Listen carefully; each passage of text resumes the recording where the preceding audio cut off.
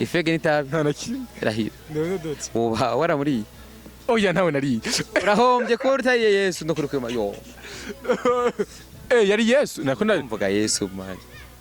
Okay bon yarashanga nanzi ko ari kambwira ndamuvuga ari kuramba uvuga no tumva bamushiri bamuvuge mbita gutema oya vuga ntazo mushiri ari bage mushiri wiwe gama oya wa undi wa ndamuvuge uvuga mu twanye divorce.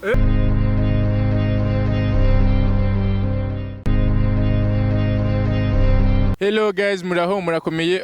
J'espère que vous allez bien. Aho muri hose ni mari ku murango canke mwijoro muri kumara kino kiganiro nizere ko mumeze neza. Abavyuse nizere ko merewe neza. Baryamye nizere ko merewe neza namwe nyamwebwe nyene. Ubwanye hama abatamerewe neza no kumuzima busanzwe bakunze kwihangana ubuzima niko bumeze. No musongiye kandi kugira amahirwe yo kubonana n'undi muntu. Benshi mwana mumenye mugabo mutazi mbega umuntu ninde parce que aza yiyambisa ibindi bintu. Mugabo no munsi mugiriwe amahirwe yo kongera kandi kumubona. Yiyita Yesu. Ngagiye Yerusalemu ndakwakiriye kuri microphone za Burundi Flex TV musaza. Nanje ndakwakiriye ku ntebe yanje. Okay. Abatakuzi ninde kwanza? Ndaze muranzi. Nawe bivuge ko uwo ndiwe. Bamwita wetu comedy. No kurabitozo mu journaliste mwiza cyane ijoro gishimira. Okay. Ndaze mwamumvise muramuzi akina comedy yisanisha na Yesu mugabo ndavuga muri comedy kandi nizere ko atari cyako kuko ni comedy kugira ngo relax abantu baryoherwe ndashaka kukubaza ibintu bitangwe ryari gawe donc ndashaka utubwire utuganirize career yawe ya comedy.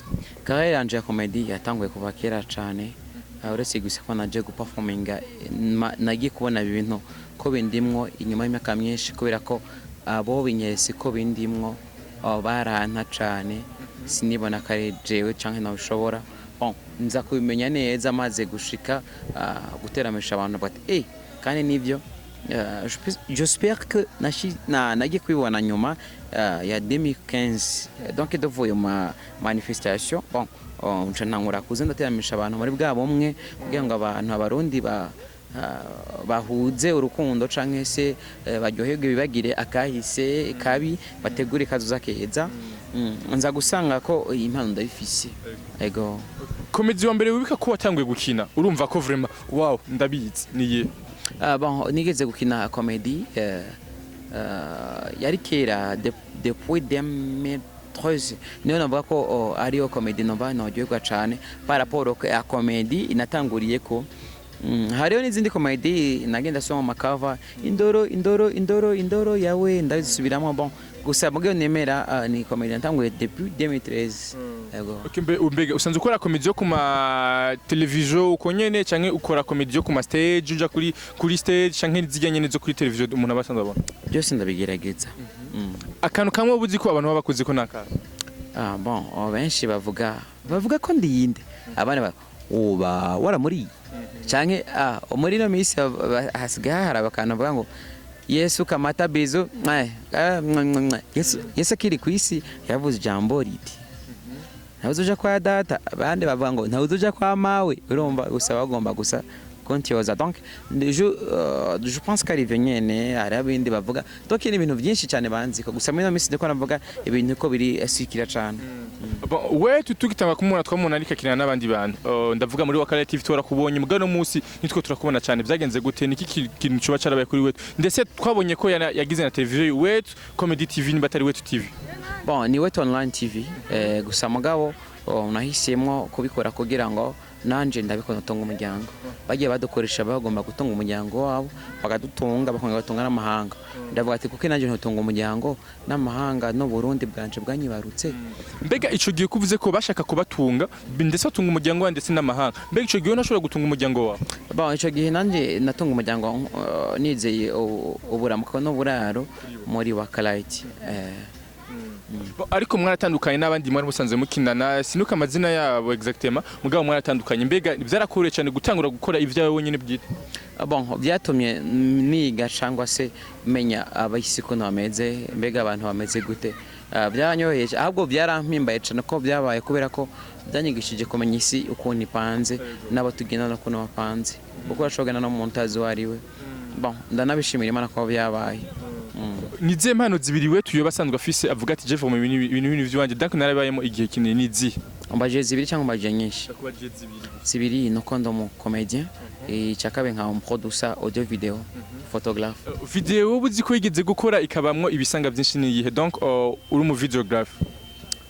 Bon hariho video nigeze gukora yo mutipara wa yabingozi yakunda kuvanga rimwe naho na Bawden nageze kwikora irabamo igifungo cinshi impari bivanye nako turakorera indi video nibuka mujama yitango ngo yigishije bifesi kuririmba narabyumvise rya kareba kuri RFM nageze kwikora turajoro gise ko turakora turara ahantu buke dusanga ahantu baje kwasaka makaye y'impango z'abo bantu baba ngaho twebwe ko tuje gusa kwakorera gusa turafata ko atamakaye twadufise twaragaragaje gusobanura biragorana kubera ko ubutungane nabwo babagomba gukora akazi bwashinju ndakuvuga byasaba ko bakora ibintu bategereza gukora ubusanzwe rero nasanze byagoranye badutambikanye gusa mu nyuma yaho ubutungane batwumbirije batahura ibyo twari turimo kugeze aho wetu agira wetu online TV vyakugijemo gute mbega we ubwawe wifuza kugera he canke ndashaka nza kumenya kwa cyo cyumviro cyakujemo gute online TV nawo gombye kugira channel yanje kubera ko abansi nabanye benshi Jemfise abansi 85 abakunzi 15 urumva ko nkeneye kugira abakunzi benshi mwe ko maturaba ahubwo nimba wumva ko umukunzi wanje jya kuri wetu online TV kugira ngo unyereke kuri umukunzi wanje shike subscribe na s'abonner na share. Subscribe na s'abonner na share. OK. Quelle est la différence entre subscribe na s'abonner? Bon, ça différence no kuvuga ko subscribe mu cyongereza, s'abonner subscribe mu cyongereza, s'abonner mu gifaransa.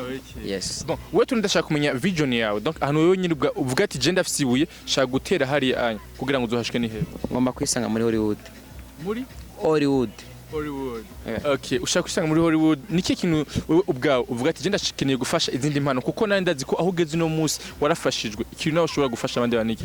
Urana ko tutabeshanye urana ka twaje gushikira abana bakiri batoya impano zito nimba ndabitanguye taho ndashika bivuze ko maze gushika ahantu nshaka gushika hoho bizaba biteye ubwoba no kuvuga rero Jemfise gufasha abantu benshi ndifuza ko uzobona wituyubatse ibigo bitandukanye kira province yose ibigo by'imfobyi ibi ndagifuza cyane ni napfa ntabishise ko bizomba badacana kuba ko numva umenga ni career yanje kuko nanje navuye kure natangwe ku telefone yawe kingi kora nkamera ukingi urayizi rero telefone ruvuze rurusenga nkano sabufu narafotora narakamera nka kinasene hagaze ndi sene dokinira nkari ya munzu nashangira stop nashangira ati mwitegure tugenda afata nka déplacement tugiye ukingi man harimo na mama na papa ntutwengeye man donc twe twaje tuva kure sana we nubone no musi twicara imbere ya Nikon na Canon na Linux canke Sony tuba twaje tuva kure ego.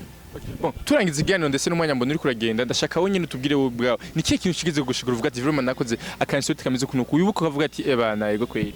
Bon, insolite ntazofani bagiye nuko nigeze gukora ibintu abafanzi badakunda gusa nabikoze kubira ko nagomba ko abafanzi bamenya uko yenza gutangura mbango ndi Yesu ndi wetu n'abantu bari kumenya gusa ko naje kusanga abantu ndabazi ko umuntu bafata naje kuvuga ngo nimwibe mutrishe natwe abadatishe tugirini mwiba makaye natwe gawigisha bakarira mubabundura sorite vraiment irambabaza na jewe ubwanje ndayicuza uwo ndiwe ndabyicuza cyane gusa mu mbabarira ko no kwaturaba ngomba kuba umwana mwiza ngomba kuba umuntu afise vision nziza kuba ko barandaba pana kwije gusa n'abari ko barandaba kandi mucyo mufenda subscribe na share na comment n'ibindi byinshi kuri inde Burundi Flex TV urakotse. Okay, ariko renda ndashaka turangiza udutere blague ukene blague akene blague yari yose yago nwenza mani ahubwo rero gutera inkuru nazungurutse urako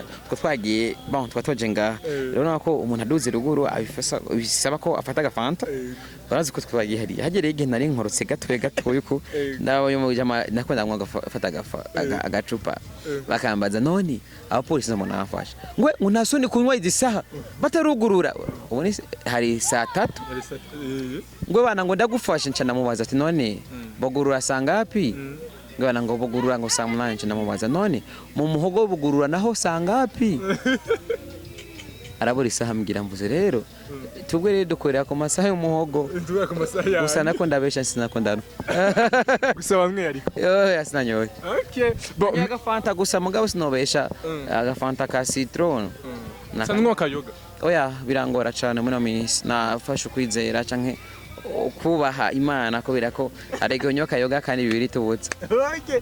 Merci beaucoup. Neza mwumvise wetu ngo ntanzoga nkwa mu chers amis. Ntanzoga asanzwe nkwa niko atubwiye mugabo ndaza kwibeshuza mu mwanya. Wabonye kamera bana chevuga ngo bana ijya mbere avuze ukuri. Oya bo, peut-être ko yumvise nk'agafuke cyangwa ikindi kintu. Sha cameraman tutabeshanye bugikoka iramota canke site. Kokiramo kare. karibu. D'ailleurs turi hafi y'abakora karibu. Ni kayanze.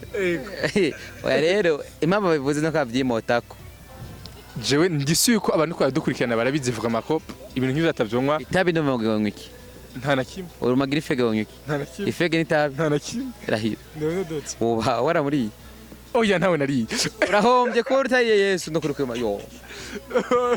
Yari Yesu nako Mvuga Yesu man. Okay bon yaracyange nanzi ko ari kambwira ndamuvuga ari kuramba. Uvuga no tumva. Bamushiriwe muvuge. Mbeta gutema. Oh yavuga ntazo mushiri. Ari bage mushiri wiwe gama. Oya wa undi wa manda muvuge. Ugire vuga mu twanye divorce. Vuga mu Mbege. Ba utwanye divorce. Oya. Uwo jewe no man.